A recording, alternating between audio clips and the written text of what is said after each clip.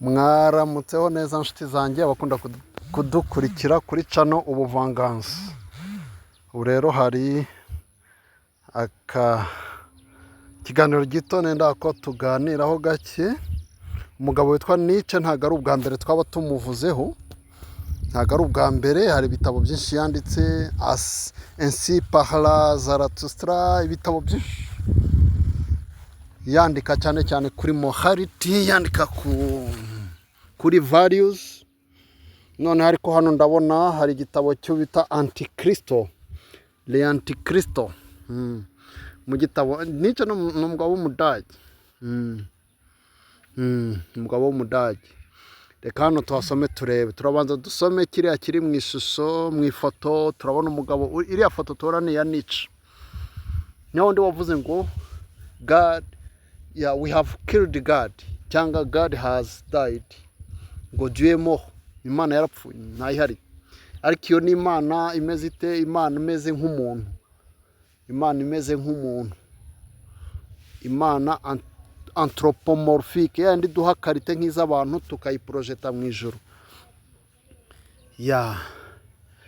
Hano rero mu ifoto turabona ngo el sacerdote vive de los pecados, necesita que haya pecadores. Urumva uko nari nsomyera nanjye ngo umusacerdote cyangwa umupasiteri bose ngo babaho kubera ibyaha by'abantu. Necesita que haya pecadores. Pecado bivuga icyaha, pecador ni umunyacyaha. Ngo they need that, they must be sinners. Urumva ngo abo bose bakeneye uko abanyabyaha babaho, bakeneye ko abanyabyaha babaho. Ubundi akananagasomyo wagira ngo ari uko nari nakomeje ntekereza kuri bino bintu duhoramo bya za ndirimbo zadutse muri iyi minsi. Ubona zinateye n'isoni, ziri ku mbuga nkoranyambaga nyinshi cyane, ugasanga ibintu byararenze. Ubona ibintu byararenze, ariko ukibaza uti kuki abantu barimo kubibyina n'ubundi ari babandi bahora no mu madini. Kuki umunyamadini adatanga message ngo bite bihagarara? Ariko ahubwo abahagarariye amadini baprofitira muri biriya bintu, kuko iyo abantu biroshye muri vagabondage sexuel emotionnel, basigarana n'ubundi ikintu cy'ikidodo, guilt, kibarega mu mutima ati twitwaye gute, twaririmbye ibiki, twiyumvishe gute, Imana itubabarire. Ubwo rero bakababaye abacakara bahoraho, kuko bavuga ati hari ikintu twagomeye Imana bitewe n'ukuntu twiyumvise tubyina biriya bintu. Outward idini rikaba ryatanga message yuko bava mu biyobyabwenge, bava mu busambanyi, kurimba ibintu bitaciye muri gahunda, bidafite indangagaciro.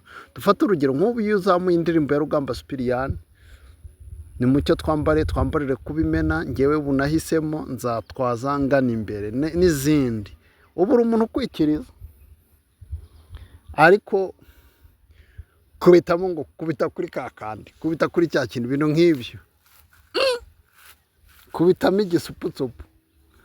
Numenya nawe ndonaga wiyubashye ubona akozweho. Ibyo si byanze, ariko ikibazo nuko nyuma asigarana ikidodo cy'uko yaririmbye nuko yabayeho. Hari igihe atabibona inconsciemment ko icyo kintu cyaje, ariko aba agifite. Icyo rero kigatuma asabumitinga kuki kubushinzwe nyine kumonetaringa ibyaha no kubimonetize, to monitor and to monetize, kubihinduramo umutungo. Twikomereza. None reka dusome hano hejuru ngo igitabo cyitwa El Antikristo, The Antichrist, desde el punto de vista psicológico, ngo ugendeye ku point of view iri psychological, en toda organización sacerdotal el pecado se vuelve indispensable. Ngo from every point of view, every psychological point of view, every priestly organization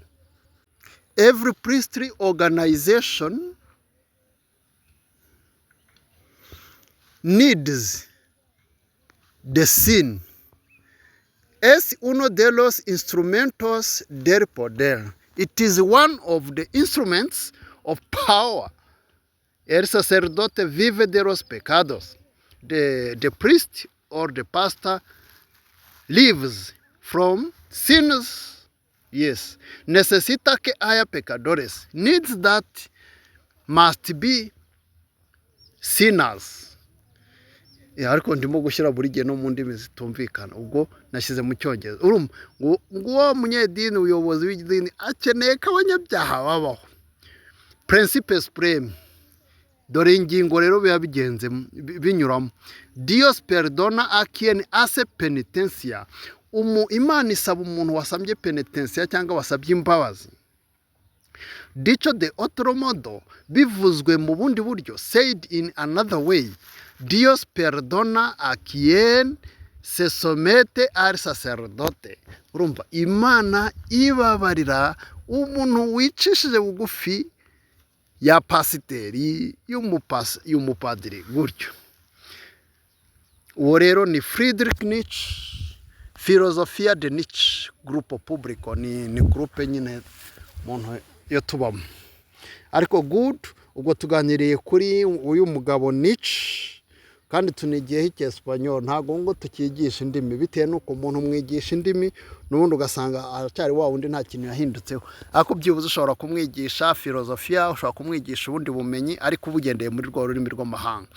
Amagambo twakigiramo rero abatanzi bazi runo rurimi, Imana bayita Dios, sacerdote ni pasiteri, padiri, perdonare ni ukubabarira. Urumva nk'uzi igifaransa birajya guhura kuko n'indimi zituruka ahantu hamwe. Instrumentos ni instrument. Bose situbyigishije, ntitubisobanuye. Mugire rero weekend nziza, turaza kugaruka buriya nimugoroba tubaha ibindi biganiro. Ariko twumvise yuko sin, icyaha, kandi bino bitwigiye kubivuga mu yandi magambo mu bundi buryo, tugaragaza yuko idini rishingira hanini ku kidodo, ntabwo ari ku rukundo rw'Imana, ahubwo ni ku cyaha umuntu yiyumvamo. Ariko ibyo byose byatewe n'aya makosa yo kumva ko Imana itandukanye n'ubuzima bwacu bwa buri munsi. Imana ari transcenda. Niyo mpamvu rero uyu mugabo Nietzsche hari ahandi yigeze kuvuga ati, rwose nabonye Spinoza mubonamo icyo bita precursor. I have found a precursor in Spinoza. Kuko Spinoza niwe watwigishije neza yuko Imana idatandukanye neza n'ibi tubona n'abo turibo. Imana ntago ari transcenda. Imana ni Imana nyine, immanence. Murakoze.